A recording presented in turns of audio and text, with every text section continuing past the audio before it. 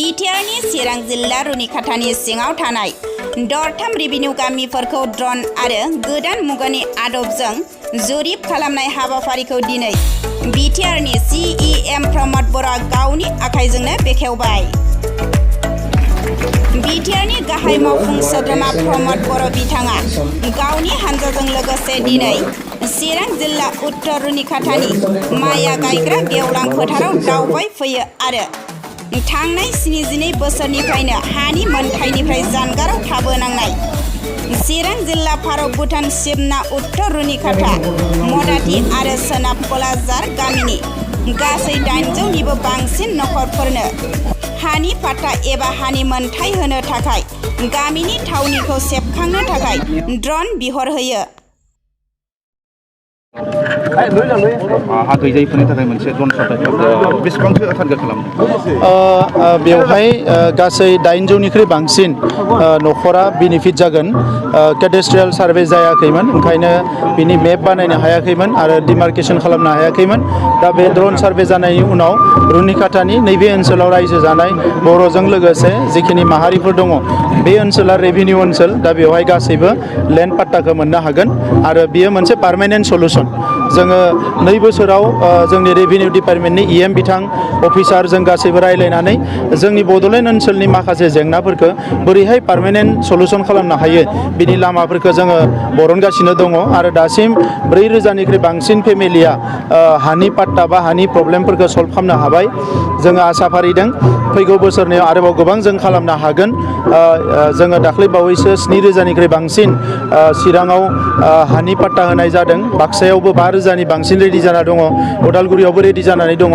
आं मिजिंथिदों फैगौ बोसोरनैनि गेजेराव जोङो जेंनाफोरखौ फोजोबनो हागोन आरो बिनिखायनो जे थांनाय 17 बोसोराव BPFनि समाव बिथांमोना इलेक्सन फैयोबा हा होनो होननानै रायजोफोरनि भटखौ लायो आरो थगायो, आरो इलेक्सन फैयोबा हा होनो आरो रायजोफोरखौ थगायो, बेबायदि खालामबाय थादोंमोन। नाथाय जोंनि समाव जों आइ आफा रायजो राजाखौ थगायनो थाखाय फैयाखै, जोङो पार्मानेन्ट सलुसन खालामनो फैदों।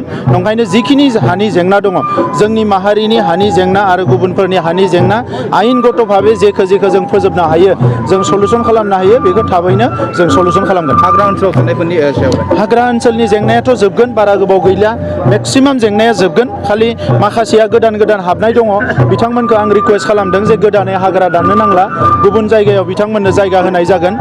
जायफ्रा हा गैथारा बिथांमोना फैनानै जोंनि रेभिनिउ डिपार्टमेन्टखौ लोगो हमफैनांगौ, बिथांमोननो गुबुन जायगायाव हा होनाय जागोन। नाथाय गोदान जाहाथे हाग्रा एवस्राङा, बाखि जिखिना FRA फरेस्ट राइट एक्टनि गेजेरजों हानि मोनथायखौ मोनगोन, बिथांमोननो जोङो गोबाव खालामाजासिनो थाबैनो हानि मोनथायखौ होजोबगोन। बर' हारिजों जारिमिन गोनां जे बुंखा ओनसोलनि जे माखासे आइजोफोरखौ दिनै गेस्ट हाउसाव लाना सावरायजादों। दिनै बिथांमोननि आङो गोबाव समनि उनाव बिथांमोननि खौरांखौ लादों। बिथांमोननि न'खरनि अबस्थाया मोजां नङा।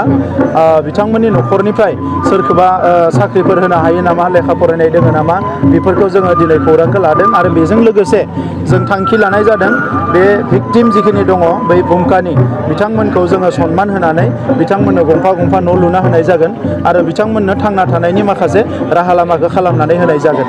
दा बे थांखिखौ जों लानाय जादों आरो गुबुनफोरनि थाखायबो जोङो माखासे थांखि दङ, पर्यायक्रमै बेखौ जों मावलांबाय थागोन। नाथाय भुमकानि जि दुखुनांथाव जाथाय, बिनि भिक्टिमफोरनिखौ देग्लाय बोसोराव जोङो फैगौ 6 दाननि गेजेरावनो बिथांमोननि नैबे जेंनाखौ जोङो थाबैनो सुस्रांनानै होगोन। हानि मेलाखौ हाखौ हा मेला होनाङा, बेबायदि होयोब्ला मोननाङै मानसिफ्राबो हाखौ मोनगोन होननानै खाम्फा बरगयारि बिथाङा बुंदों। बेनि सायाव मा बुंगोन सारा? मोननाङै मानसिनो जों हा होनो नागिराखै, हा मोननाङैया हा मोना, मानोना आयेनासो हाखौ होयो।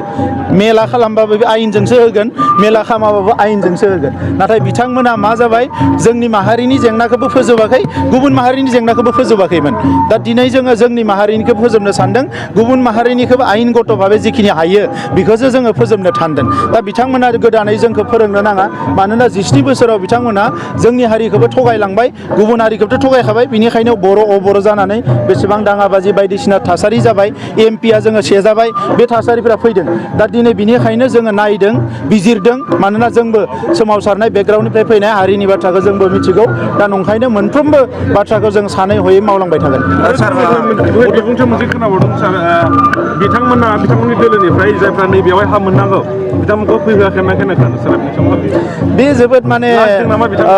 मा होनगोन बेखौ हस्टिया पलिटिक्स होनना बुङो माने मा होनो जोबोद माने साज्रां राजखान्थि बियो जे सोरनिबा मिटिङाव थांनो होआ सोरनियावबा फैनो होयो हा लानो नाङा हा लानो नांगौ बै रायजो राजाफोरखौसो माखासे बिथांमोना भिक्टिम खालामनाय जादों दा नंखायनो आं रायजो बिथांमोनखौ खावलायदों जुदि सोरबाया सानदोंबा जे UPPL नि समाव दानि सरकारनि मानसिफोरनिफ्राय हा लाया उनाव लागोन BPF आथ' मालाबाबो फैनाय नंला बिथांमोननिया पार्टियानो जोबसिगोन लासै लासैनो साननैसो एसे ओरै बिथांमोना खालामबाय थादों लासै लासैनो नुगोन जे BPF नि दखानानो बन्द जासिगोन ओंखायनो बिथांमोननो जुदि हा नाङाबा जोंथ' बुंनांगौ गैया जोंथ' होगोन बयनोबो जिखिना मोनो बेनो जों बयनोबो हाखौ होगोन नांगौबा न' थांनानै होनानै फैगोन थेंक इउ